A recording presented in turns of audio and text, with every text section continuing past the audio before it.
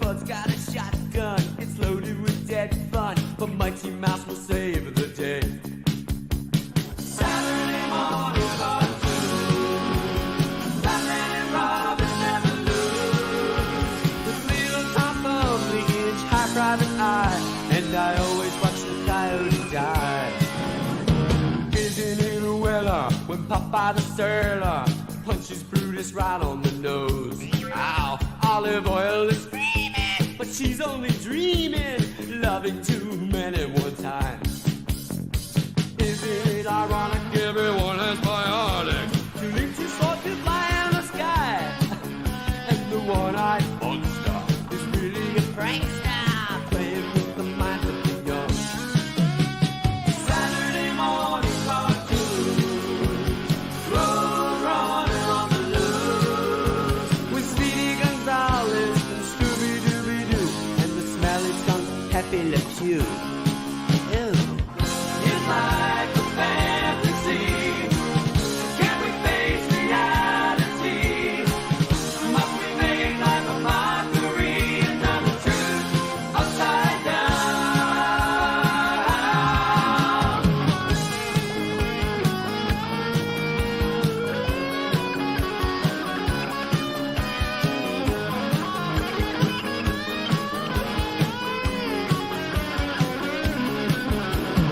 Saturday morning cartoon, road runner on the loose, Speedy Gonzales and Scooby-Dooby-Doo, and the smelly skunk Pepe Le Pew. Ew. Saturday morning cartoon.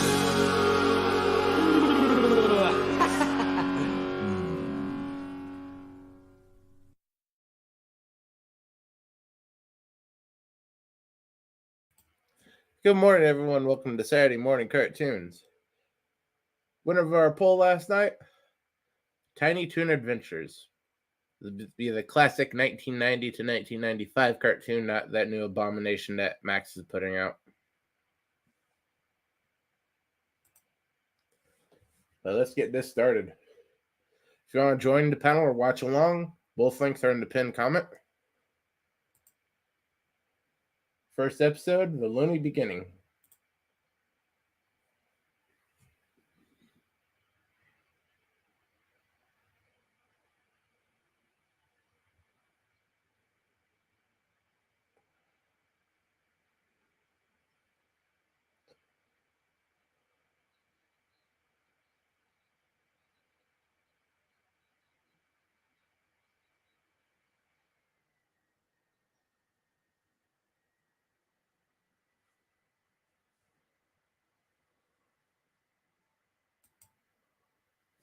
Hey, Gorilla.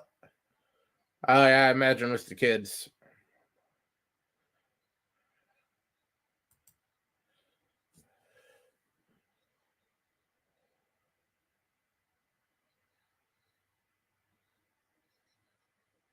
Ain't that the way?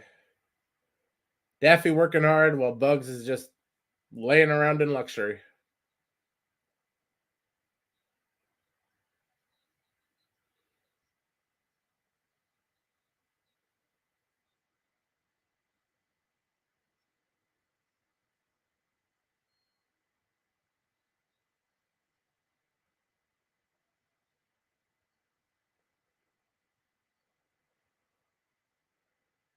That's smart with Warner Brothers. Their checks are likely to bounce.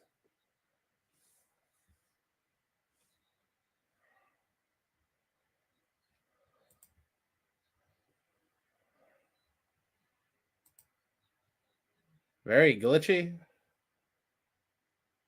I know I'm not having any problems with the Cosme or the source on my end.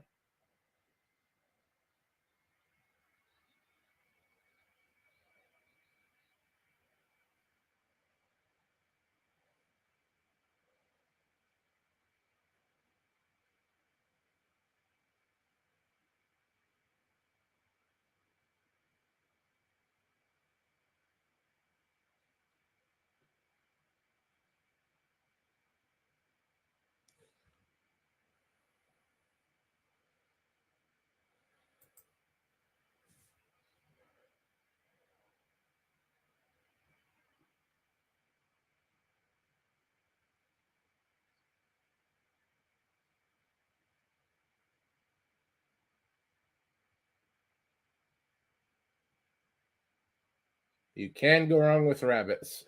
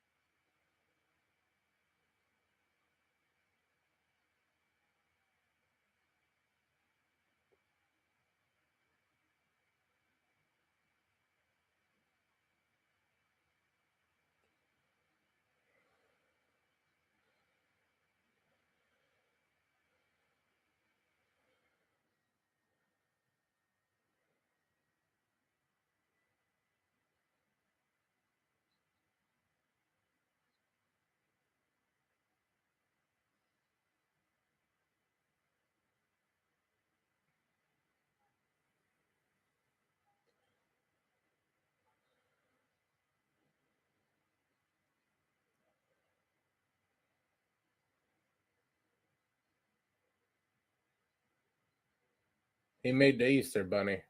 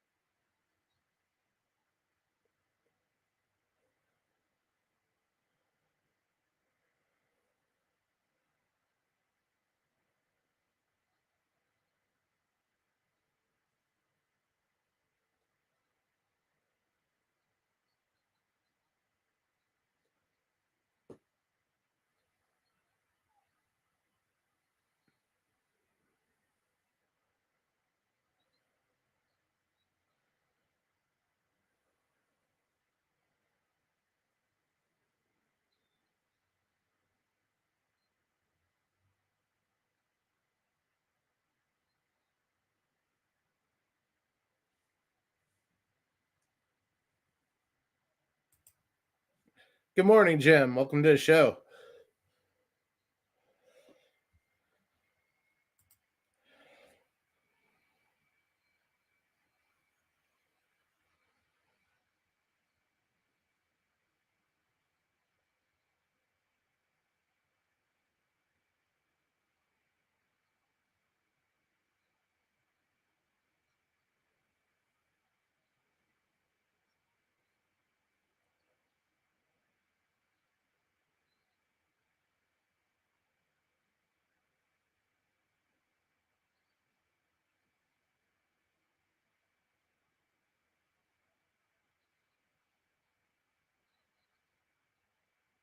That's a very good distinction.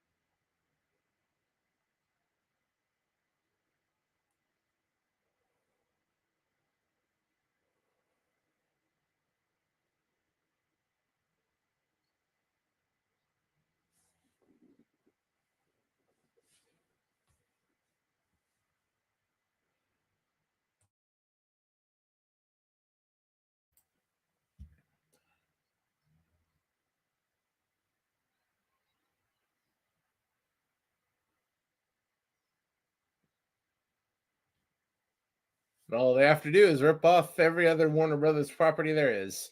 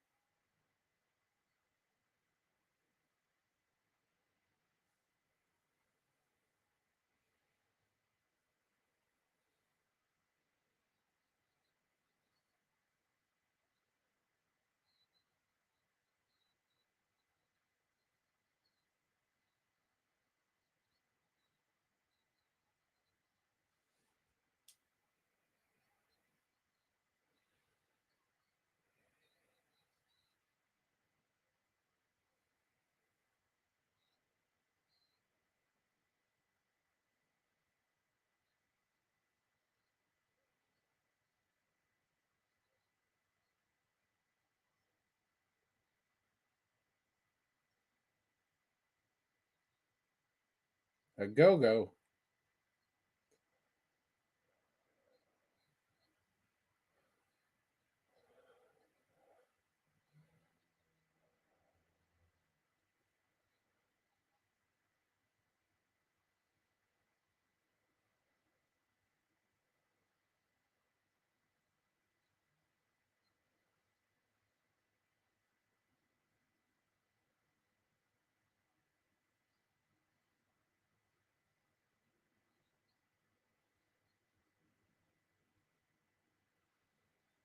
Great place for a dodo.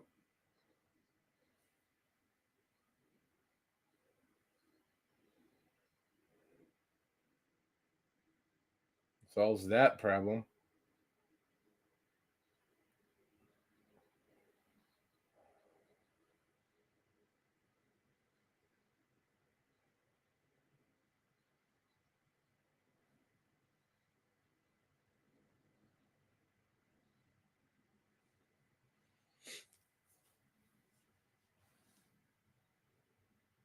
The true star of the show arrives.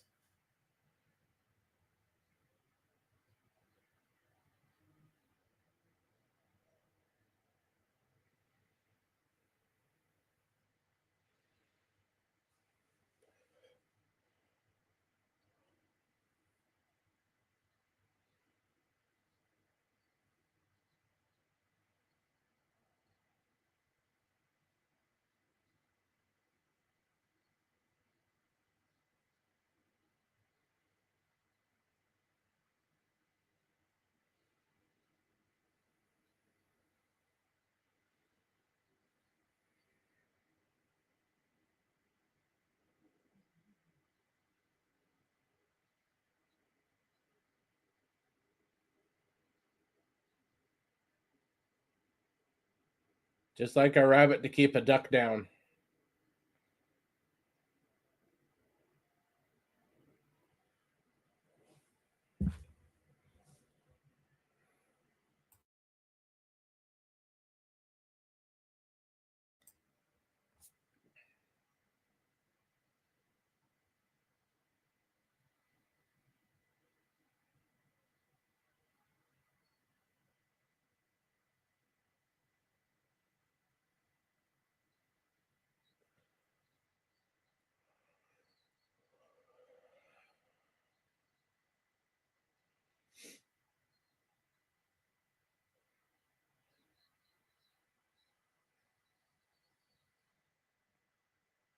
And now we know what all the horrible monsters were running away from.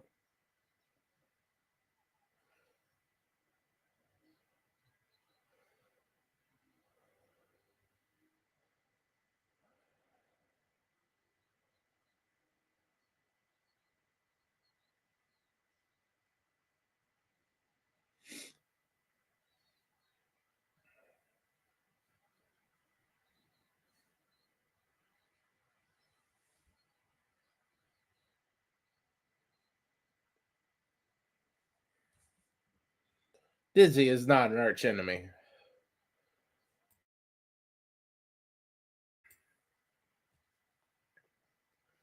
Dizzy is a lovable sidekick character.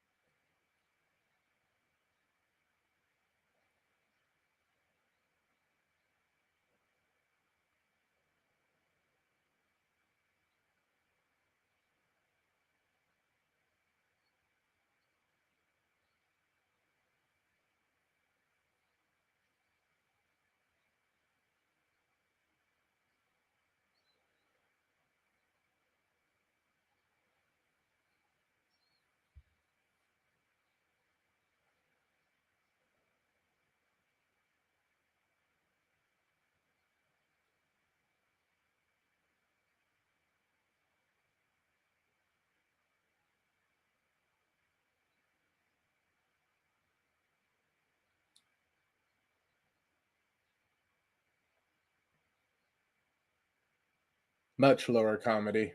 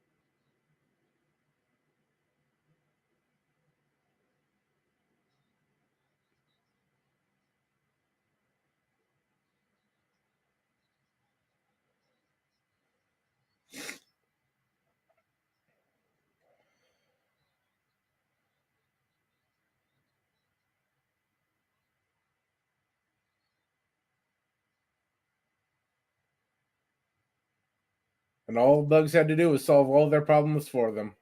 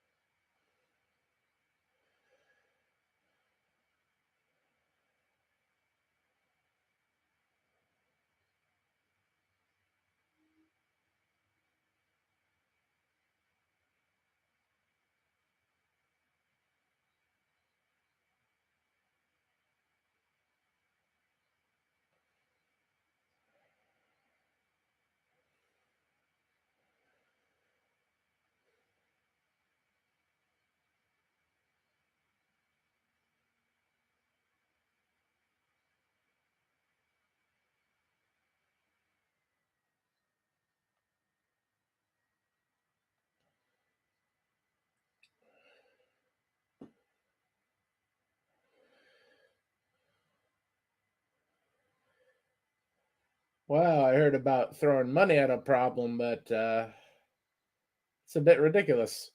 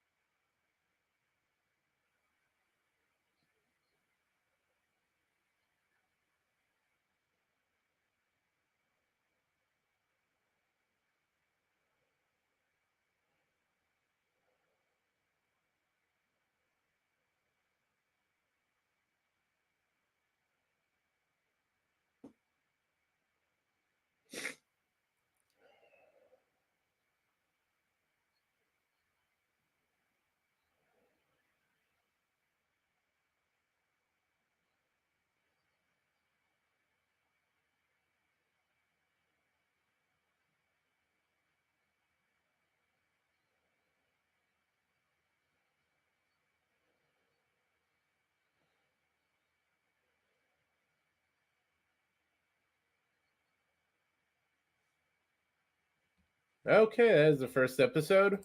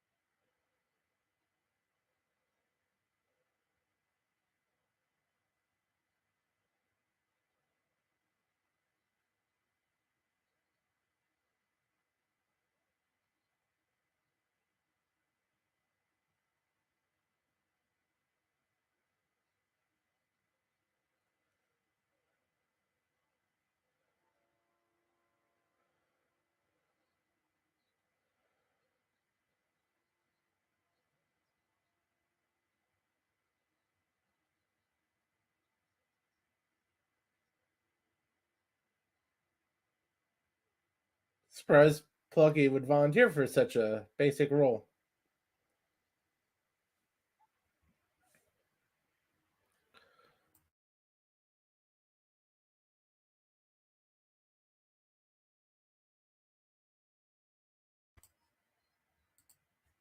Hey, LDG, welcome to the show. Both links are pinned to the top.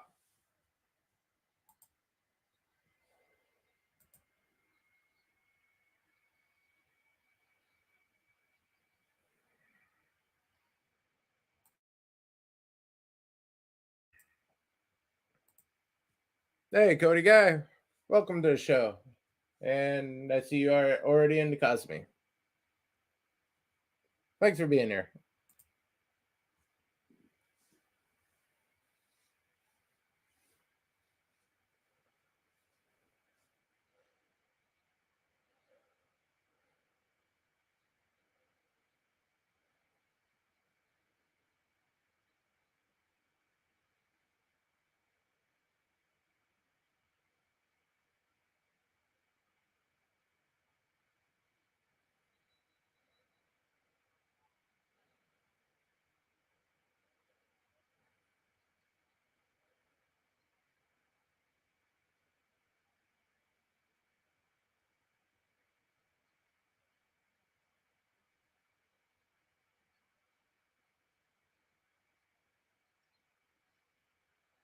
I guess not all ducks can fly.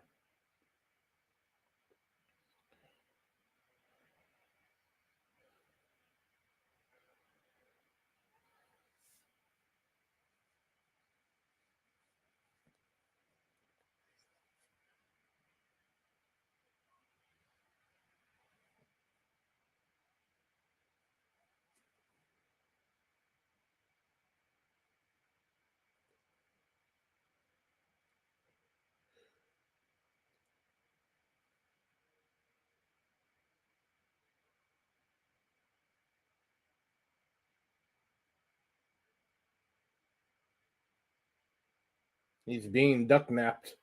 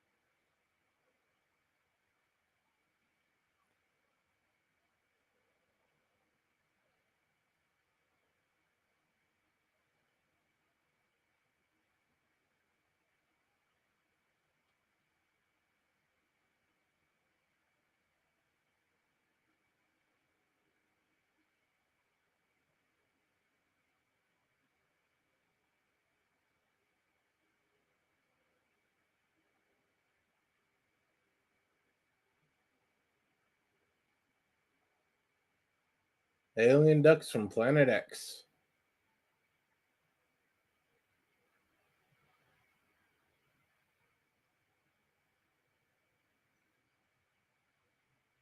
Even got footsies for the spaceship.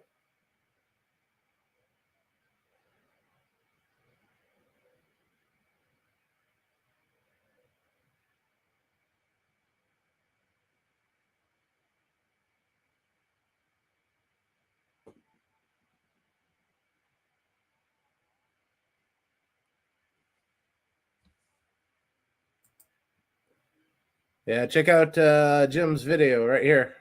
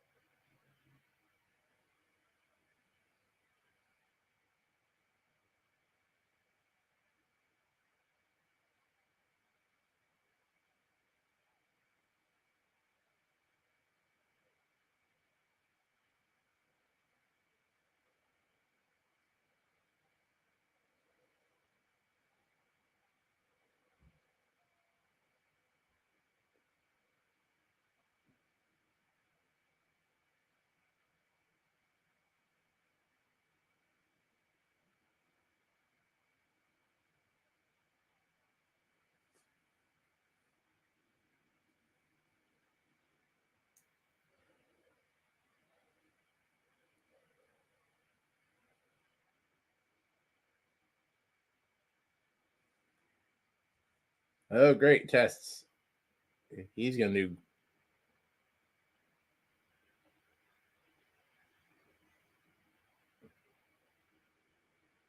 That's a rather extreme test.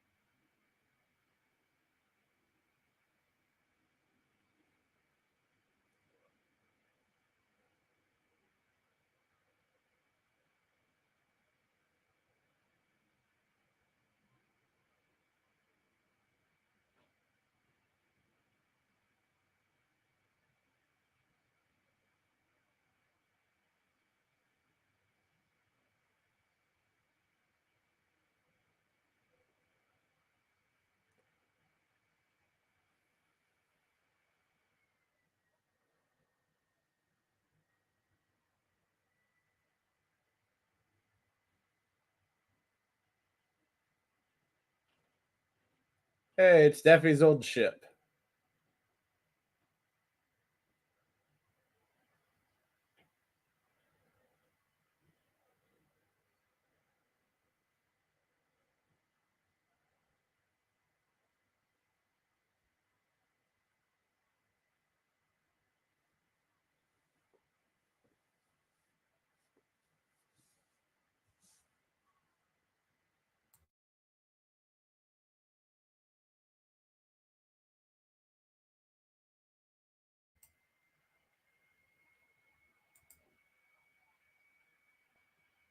I don't think so, Gorilla.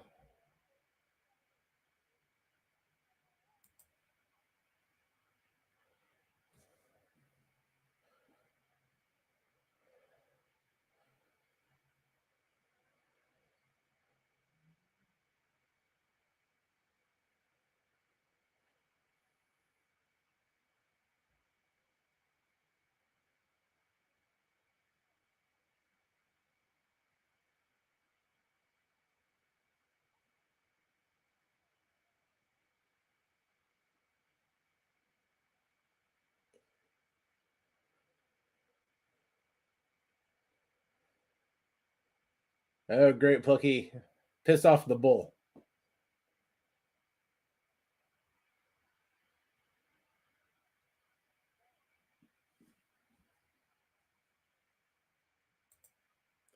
Good morning, Captain Fandom. Welcome to the show. Both links are up top for you.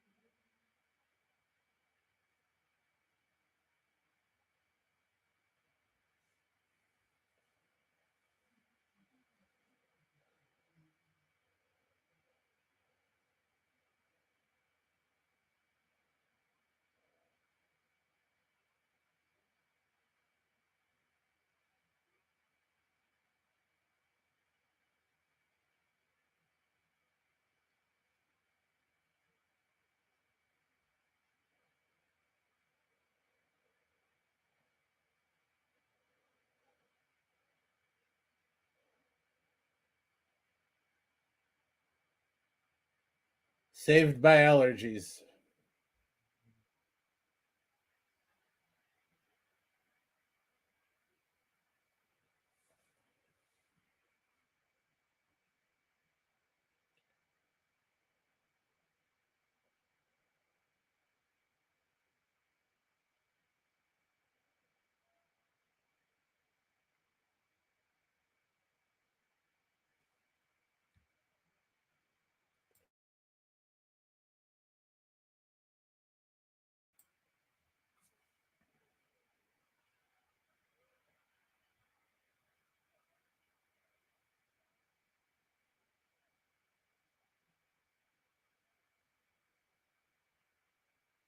Yeah, he's gonna surrender.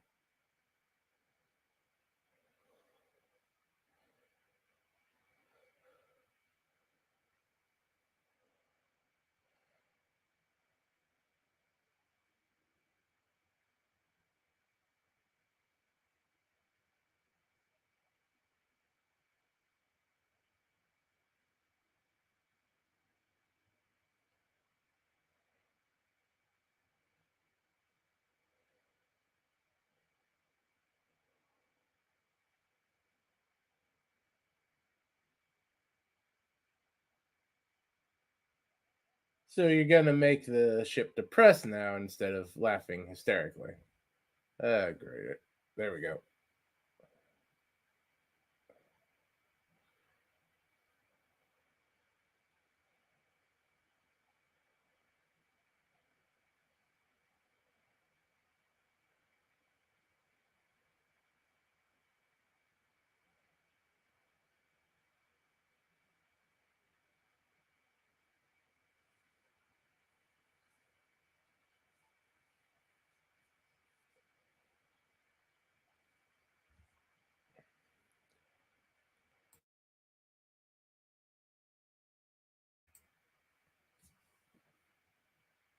Yeah, it's quite a collection.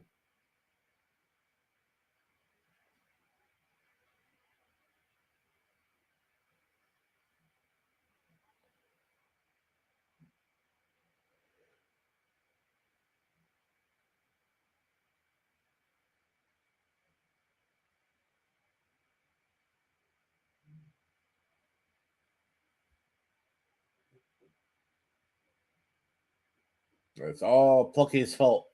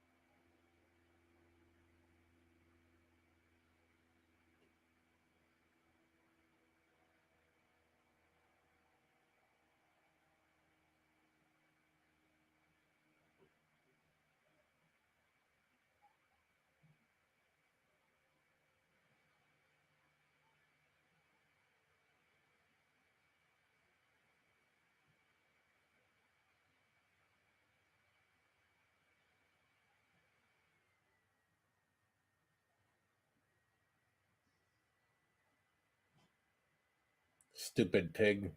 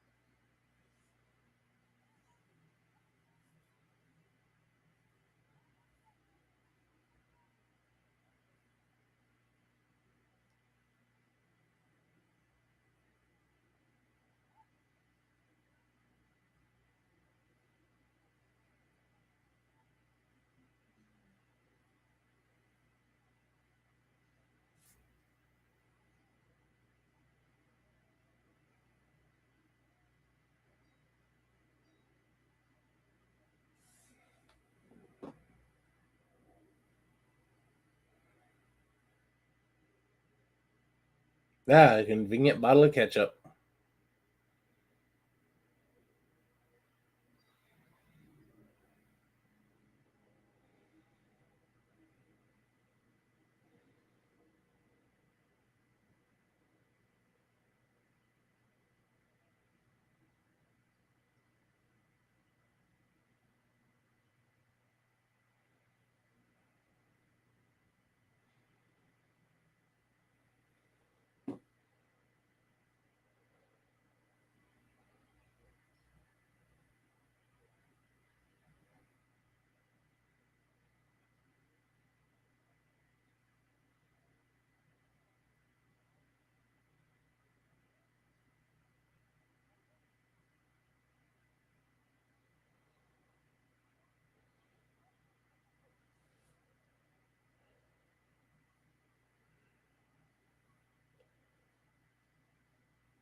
So in the end, Plucky is the hero.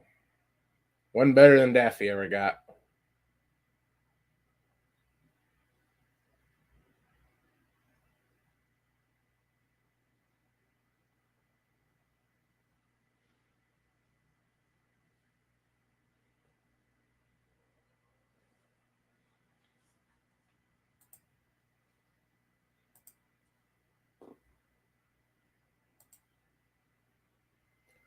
Episode 3.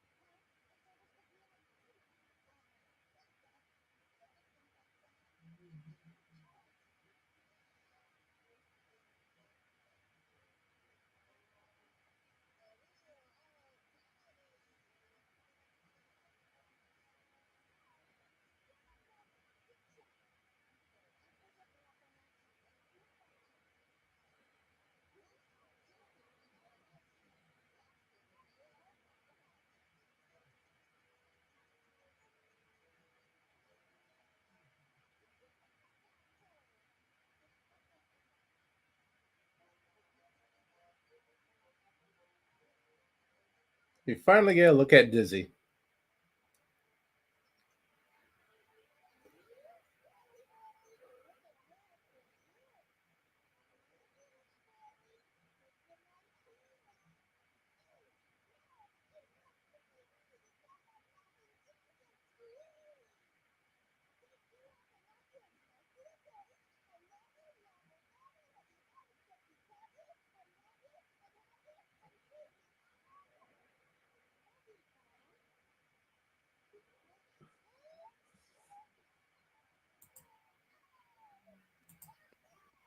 Hey, Teague. Hi. What's going on? I think you might have a slight audio bleed through your mic. Audio blue. Let's see if I can turn this down a bit.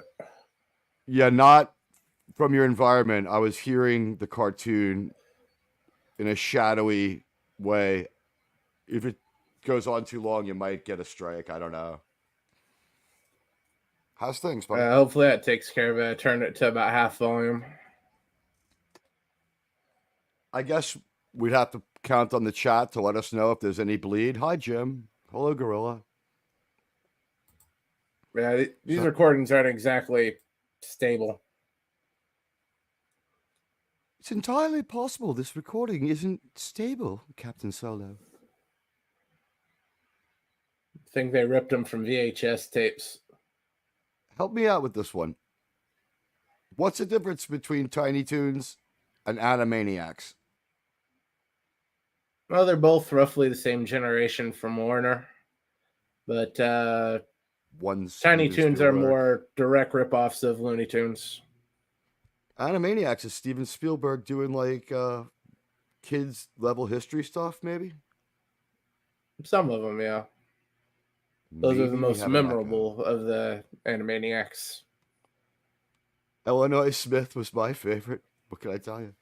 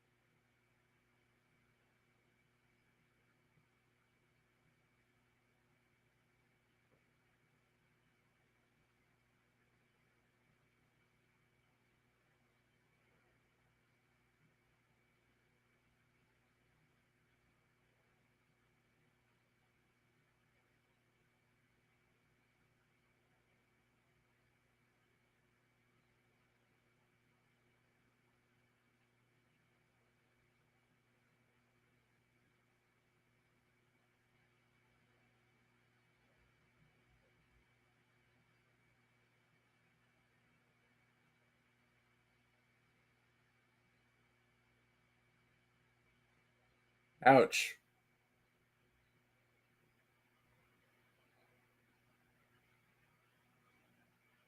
Now we can tell why only the rat survived her.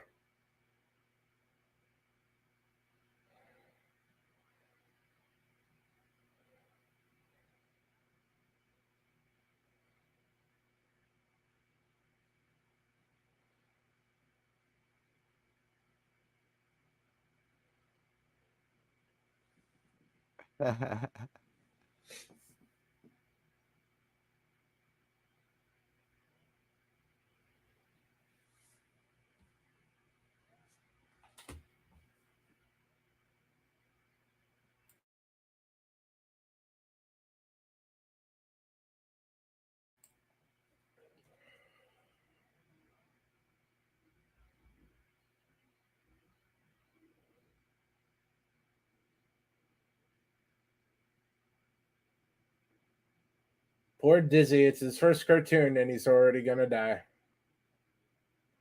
They're redoing Psycho beat for beat, and no one's going to get it except the parents watching it with the kid, yet it's still funny. This is pretty effective on two levels. Yeah. And I figured Spielberg out was the pretty echo. good It's about that, coming. about his 90s cartoons. He was. And he put good people in charge. But I think I figured out what I'm hearing. It's coming in through the cartoon side of the audio. Like our voices are bleeding through to that because I'm hearing it in my AirPod bud that I listen to the cartoon on.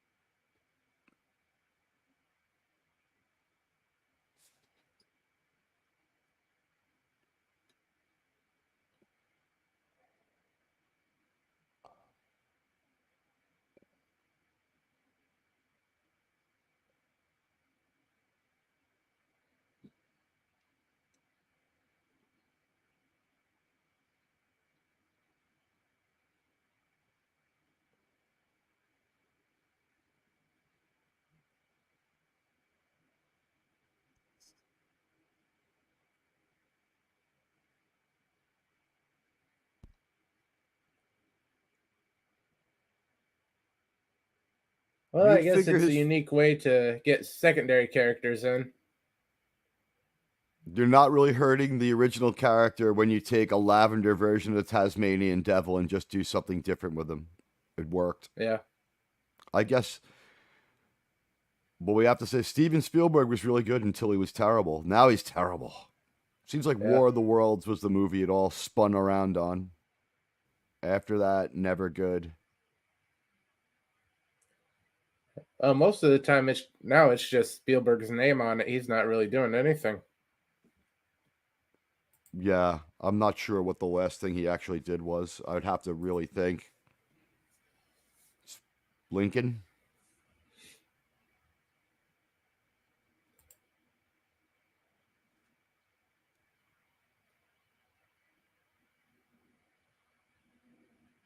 Oh, I didn't notice that.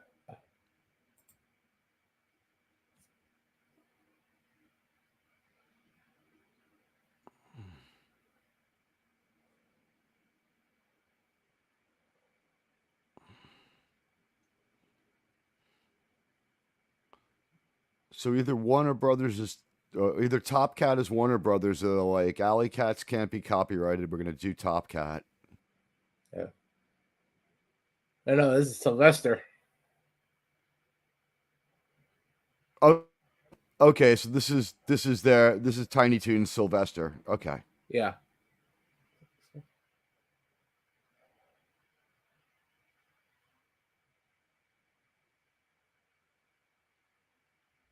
It's kind of acting like Top Cat.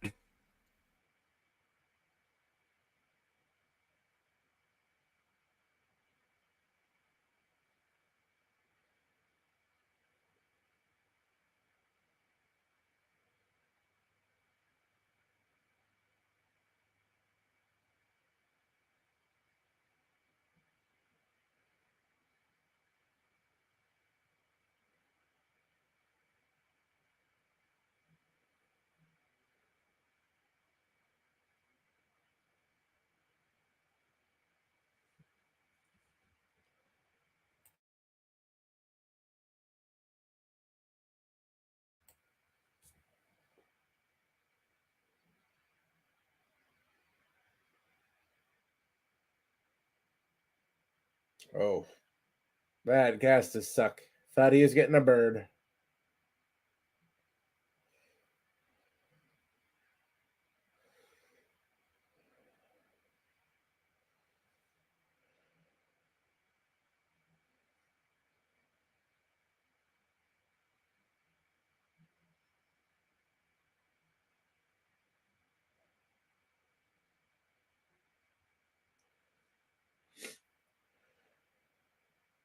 I'm sure nothing bad would ever come from an outdoor food market.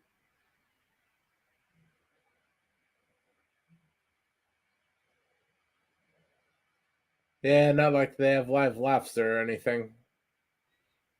I wouldn't think of it as a place where a disease might jump from one species to another and become a real problem either. Would never cross my mind.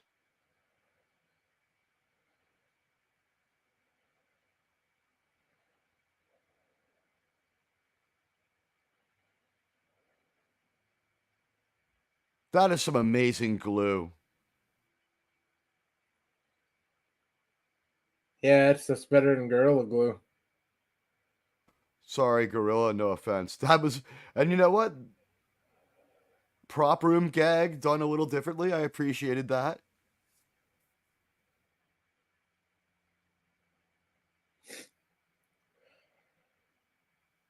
Okay, they just left this character the way it was. It's still Spike or whatever.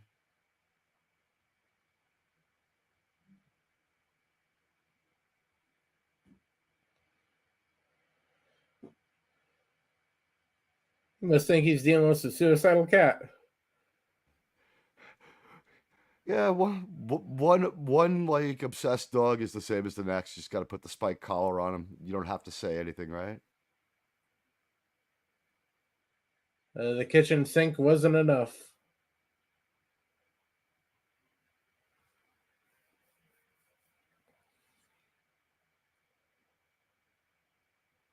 Yeah, your problem now, Spike.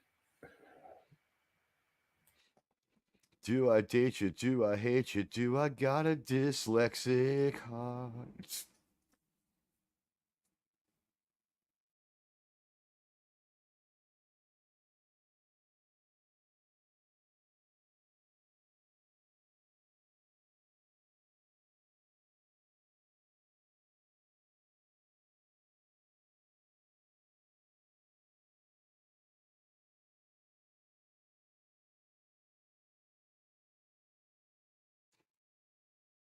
They're acting like they had a fair contest that was actually rigged. That's also kind of hard to believe in real life. Yeah.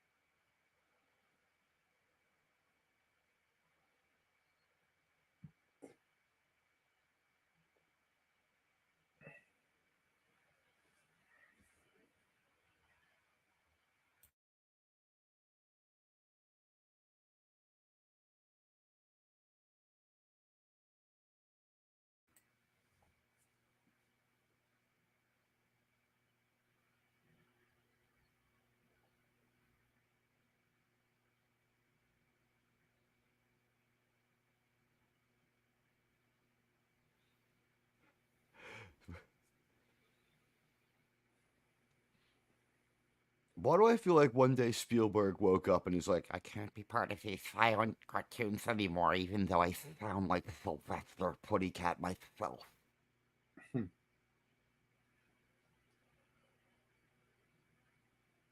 The shame the duck always gets the kaboom.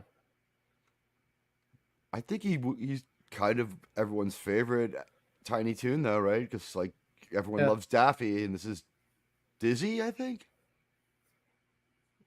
Dizzy's the Tasmanian devil. He's always good to see.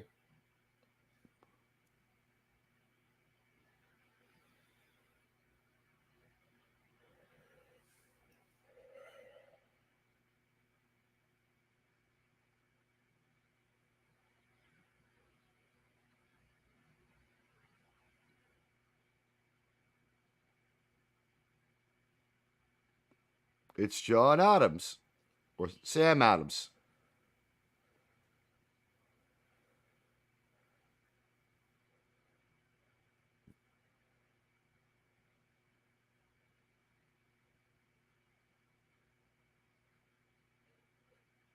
A fake quiz show that would never happen in real life. Oh no.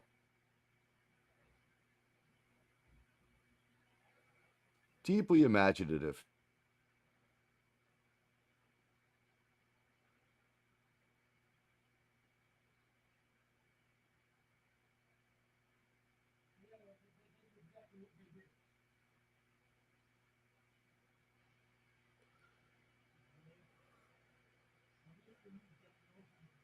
Ping.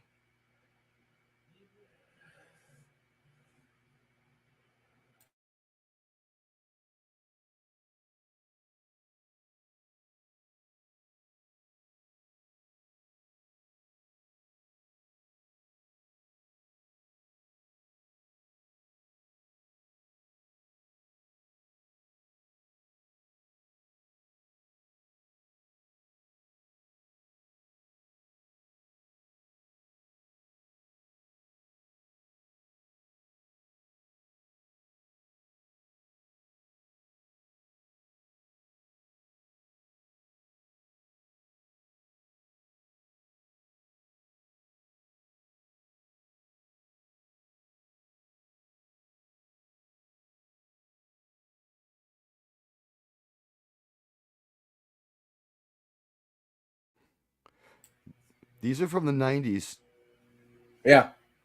So Monty Hall was gone from TV for 25 years when they made this. What were they using that? I mean, I guess the writers are from the 70s. Probably, yeah. It's the host of um, Let's Make a Deal. He's on like one episode of The Odd Couple.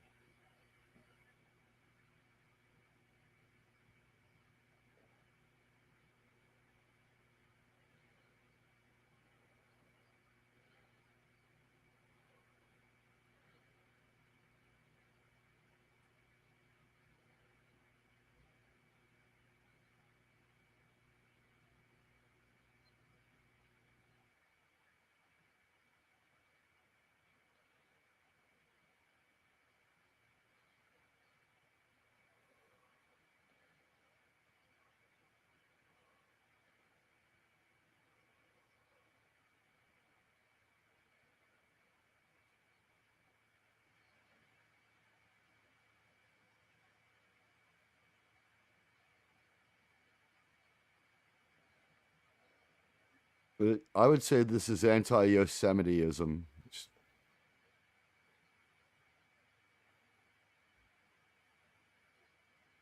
Yeah, Yosemite and other quote unquote bad guys get a bad rap in this.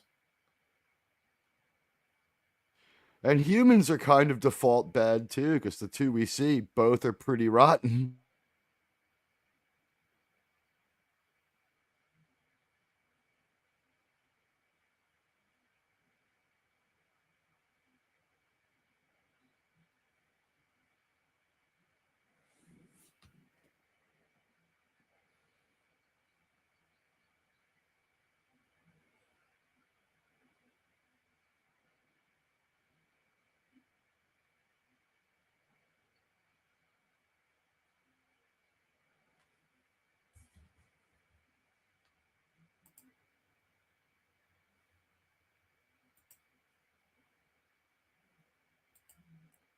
Okay, starting our last cartoon of the day. If it'll play. There we go.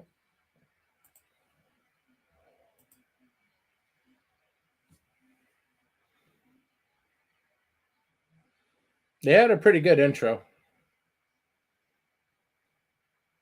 I got to agree. It's just different enough from the original to show you what it's not. They're not trying to disguise it as it, and it's got its own pretty good song. I gotta give it. I gotta give it to it.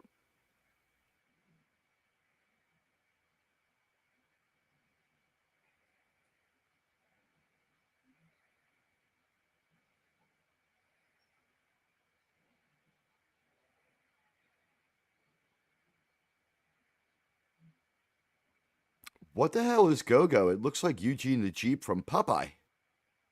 He's a dodo.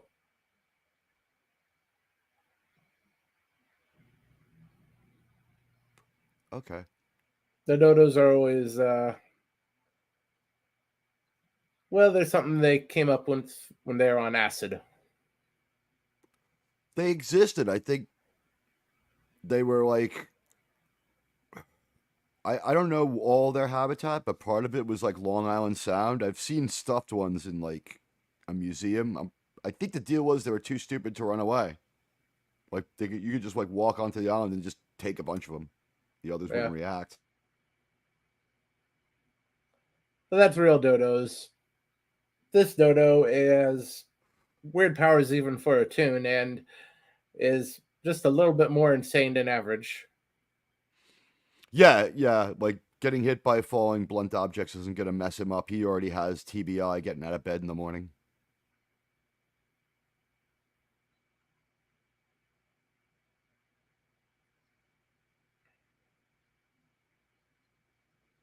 Plucky, that's it.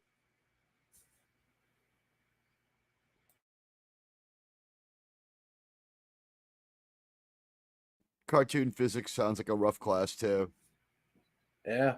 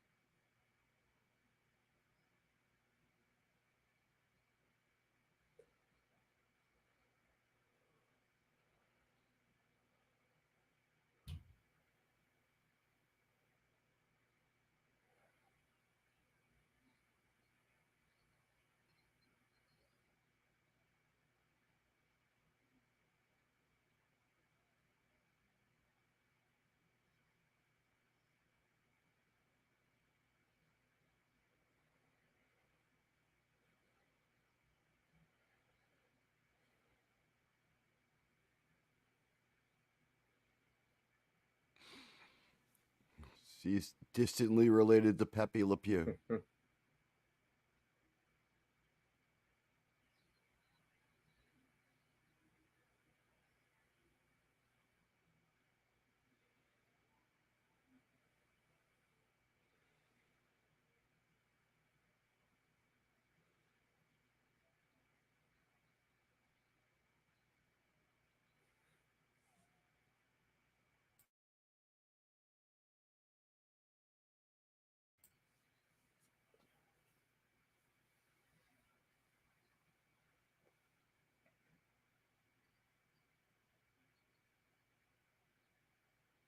He's wearing her down bit by bit.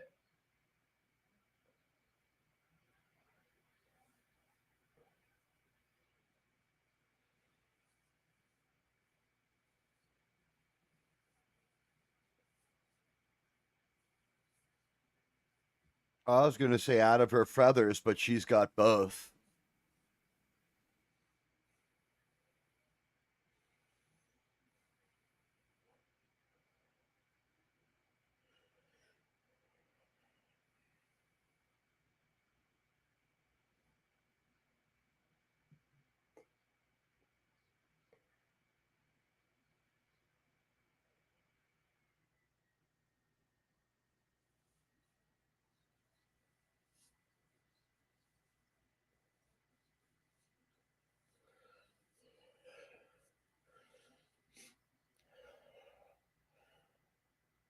Well, he's gonna remember MC squared.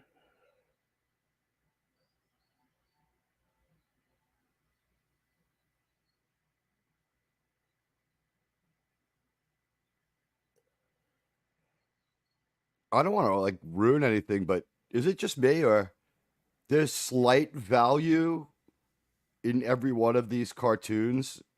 Like in the last one, they used a bunch of SAT words, but in a context where you'd pick up the meaning.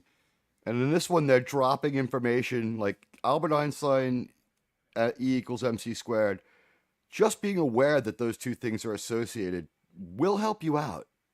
It's Yeah. not empty entertainment. You know what I'm saying? Like somebody spent a minute and thought about doing jokes that were smart on two levels, Yeah. an adult level and And kids level. it helped that they got a little extra cash for making it educational. You know what?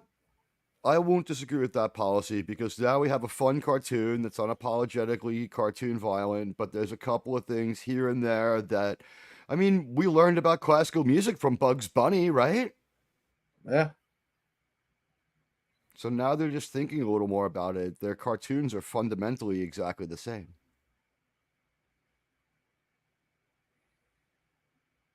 He's turned into Brainiac.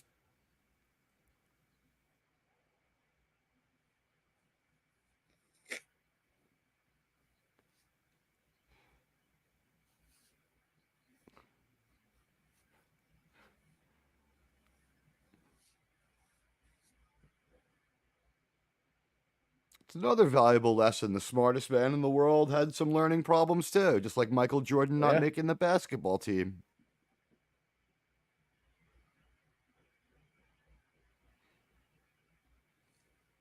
This is like, I gotta say, quality entertainment.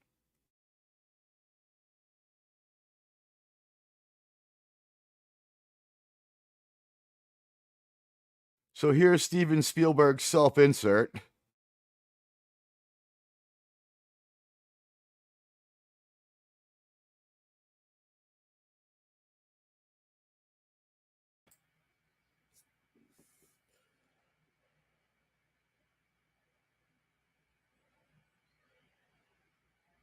Yeah, no telling who curates that exhibit.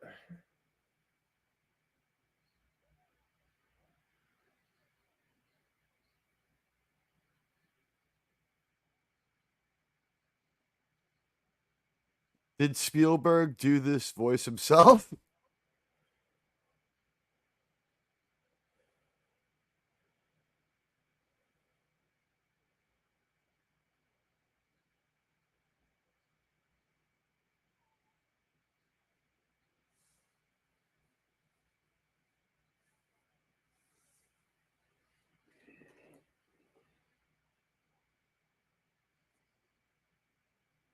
They made a couple of choices to make Sylvester just a tiny bit different too. His nose is bigger, I think. Yeah, they went heavy on the saliva in the 80s and And 90s. he also kind of put on some weight, just like I guess it's middle aged Sylvester. He's like, let me pass on this knowledge I've acquired.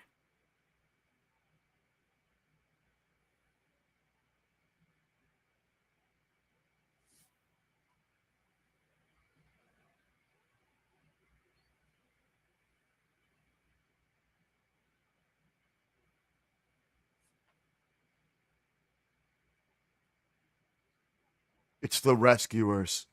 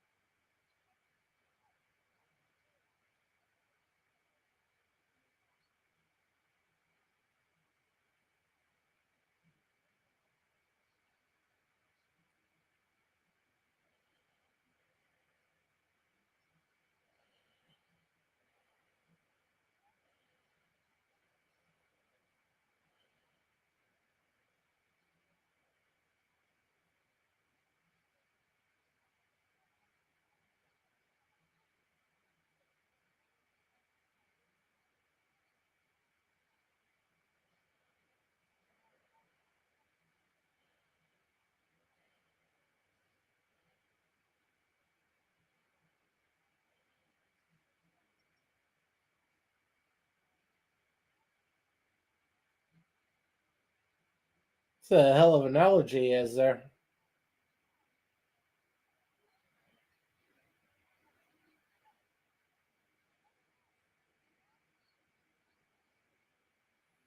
They're Hanna-Barbera-ing the thing. Is it now Yeah. considered a meme and technique among cartoonists? Is that what we're finding out? Animators think that that is like a worthy joke now because they could do different. These guys had the cash.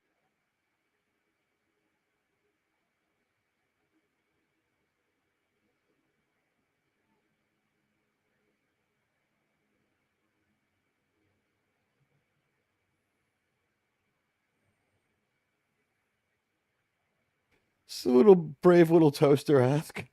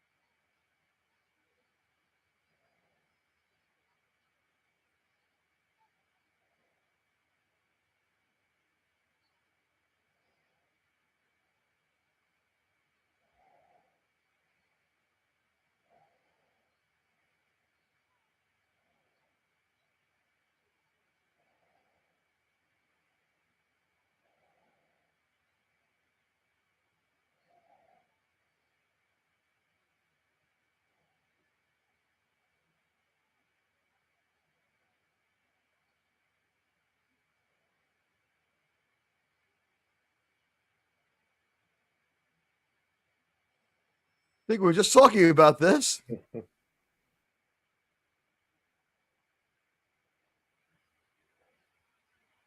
Sly's gonna need some hair club for men. Paul Dini is one of the writers on every episode. I guess he was really the big wheel in this one, head producer or something.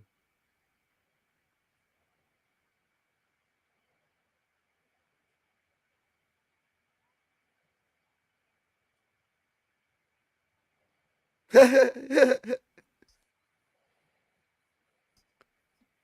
didn't need to update this character. We already had the Foghorn Leghorn Jr.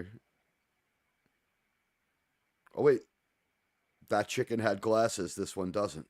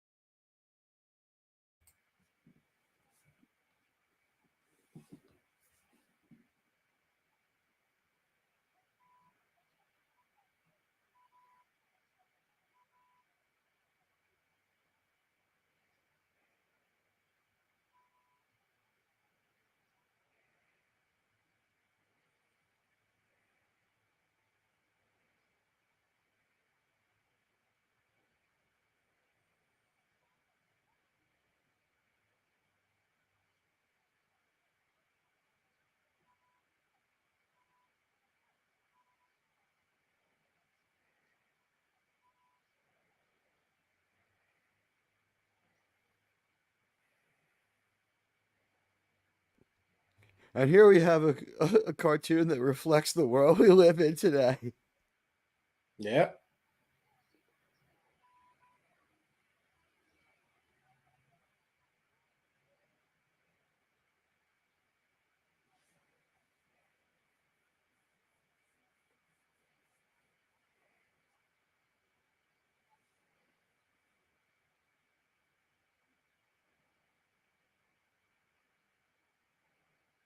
So yeah, Buster would be the face of necessary redress of past grievances here.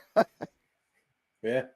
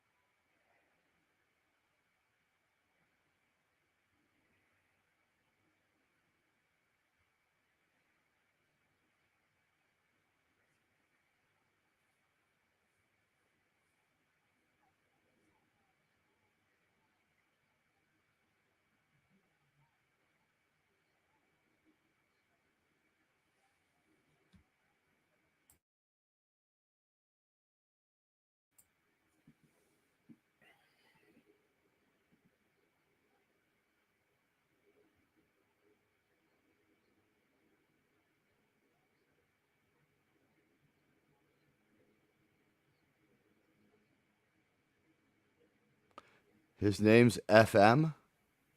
Foul mouth. Ah, it makes sense.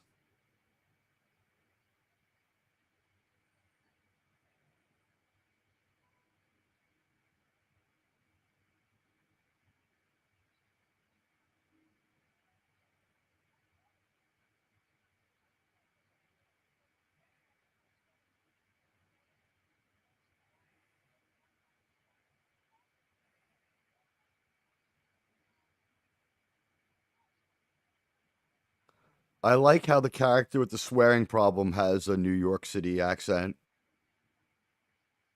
Yeah. Very accurate. Yeah, fucking true.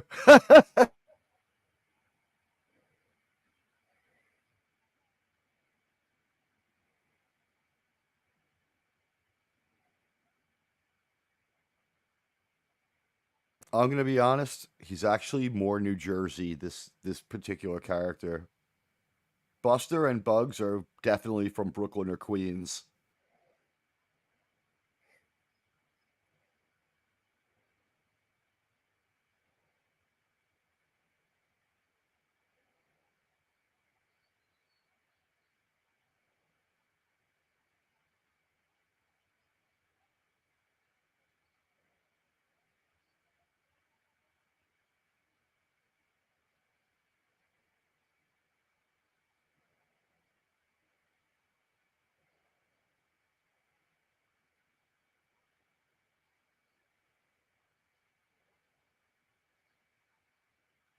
Now all he has to do is take out Plucky. I had a feeling it was going to lead to Red rumming someone, right?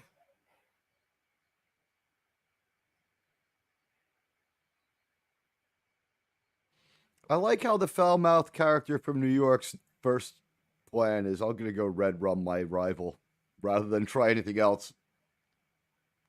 Assume he has a weapon.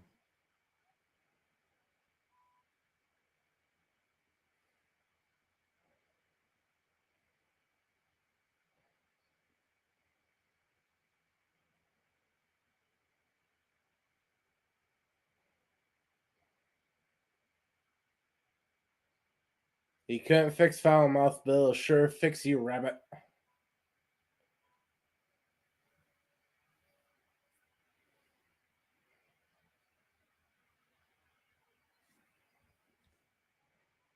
Don't curse. Today's lesson from the Tiny Toons. Yep. Or a robot will come and weld a plate of metal to your mouth. Should be a good deterrent.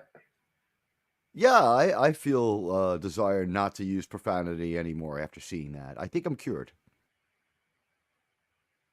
Now you're from New York, it'll come back to you. Yes.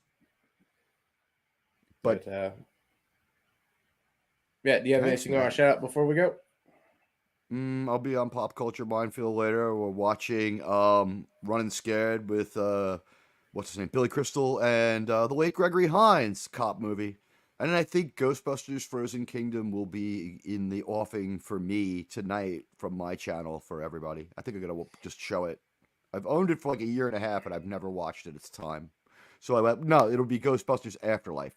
So Frozen Kingdom, Okay. no one can see yet unless you actually work for the studio. So I'll have Ghostbusters Afterlife. I have to eventually see it to understand the next one anyway.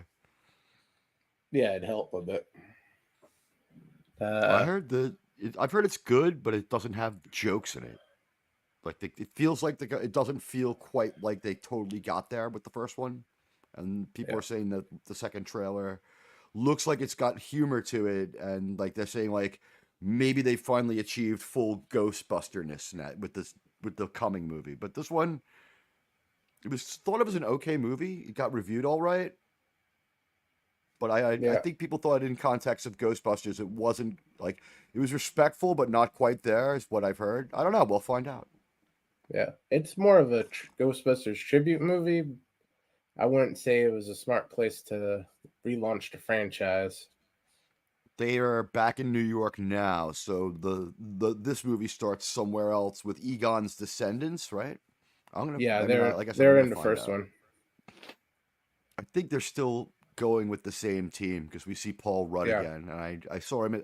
I've seen which both is trailers. They unfortunate. seem to have this. It is well, he's overexposed at this point. He's doing a lot of stuff. I would say if he Yeah, quit Marvel, I would be happier with him and other stuff. He's good in Only Murders in the Building. He's good in other stuff. That's why I'm reluctant to label actors in Marvel, Disney, and Star Trek good or bad unless they have a large part. Like Rosario Dawson's reputation is never going to recover from Ahsoka. But other people, it's just like when you see them for the first time, you're like, I don't know if this person is a good actor. The material is just so bad. I'm not sure about Rosario Dawson's career. She might have a little bit of a comeback, especially since you can see Ahsoka and you don't necessarily equate that with Rosario Dawson. For her sake, she'd better hope not. I would say she didn't have the reputation of being one of the greatest actors of all time, but she was in big movies. She was like love interests to other people who are like, definitely big stars, Colin Farrell, other people. And she was acting believable as a couple of different kinds of people. Like in the Clerks movie she's in, it makes sense. She's from New York. She plays someone from New Jersey. She already has the voice. She was believable. She was good. But the director really is the person at fault for Ahsoka because everybody acts the same. They just stare impassively. It's like don't have any range of emotion. Just like you're gonna hear something that's mind blowing, but don't let it register. Yeah, The writing and editing for sure was the problem there. And I honestly, also the director, they're hearing and seeing things that they haven't seen. They're fulfilling lifelong desires. No one reacts. That one character says all she wants to do is see Ezra again, right? And all this crazy shit happens to her, and she sees him, and she doesn't. She's just like, "Hey," Yeah. and he's like, "Hey." Well, yeah, it's to be expected. These people don't have any experience with any type of actual romantic relationship outside of middle school. They've been in like a hostage relationship all their life if the things that we see reflect their lives, right? Everyone in like a relationship in Disney, it's like sort of hostages. There is no romance in the sequel trilogy of Star Wars until like one kooky kiss between an aunt and her nephew in the last movie 20 minutes before the end. Best not to think about that. They don't want us to, but that's the truth. George Lucas knows what happened up until episode 6. He says Palpatine is Anakin's father, then Palpatine is Anakin's father. That's all. You're never going to change it. When he sold Star Wars, he said he couldn't talk against it, but he could still say, "Oh, well, when I speak my mind, to me, Palpatine has always and only ever been the father of Anakin." So that's it for everybody. No one's going to think any different. I think he sniffed out where they were going because I think the very last thing George Lucas does is change Darth Plagueis into another species so that they can't swap him in as father of Anakin. It's Palpatine. Yeah, probably. But I think the best future for Star Wars at this point in time would just be public domain. They would be best off licensing it out to people who knew what they're doing and leaving them the hell alone. And then I hate to say this, but maybe they were right to turn down Zack Snyder based on what we saw in Rebel Moon because he was just looking to make the same kind of movie they made. So their reasons for doing it might be different, but didn't that end up being woke as all fuck by the end? I didn't even watch it. I know it's I part didn't one watch of it two, because so I it's like heard half that. a movie. I don't think it's part 1 of 2. I think it's the whole story, but now he's going to supersize it and give you another dose of Coca-Cola, but larger. You know what I mean? Like, sort of like a director's edition is what's coming out. I don't think part 2 is coming out. I think the story is concluded, and he's calling this the theatrical version and a trailer for his real movie, which is going to be like another 2 hours longer. I have no idea. That's how I heard it. Because it's on Netflix, so I wrote it off to begin with. They're the only. Yeah, we don't ever get like total clean endings on Netflix because they just cancel shows and the writers want to come back, so they write a cliffhanger. I don't have Netflix, but they're the only streaming service that's profitable. Everyone else is in trouble. They might be the only one standing at the end of this year. I don't know. You'll have stuff like Peacock is quickly making up ground on especially live events. Like they did pretty well with the NFL playoffs. They have a Big Ten contract, I believe, for 5 years, and they still have the WWE network, which is very profitable for them. Sling has NBC, so the playoffs aren't the hugest problem. You know what I mean? Football's not the hugest problem. NBC is still your local NBC on Sling, unless they pull some crazy move and give me the NBC from Philly. I should get my I always get my Giant games. Not that I care that much. And when it's a big game that Disney owns, they usually put it on ABC anyway. It's CBS that's hard to find. The Paramount games, I had to get Paramount Plus, and I hate to say it, it's 100 times better than Disney. The shows on Paramount Plus, aside from New Trek, are good. Well, most of those are old. The Taylor Sheridan shows are new, and almost all of those are good. Skip Spec Ops Lioness, it sucked. Well, I guess that's a matter of opinion.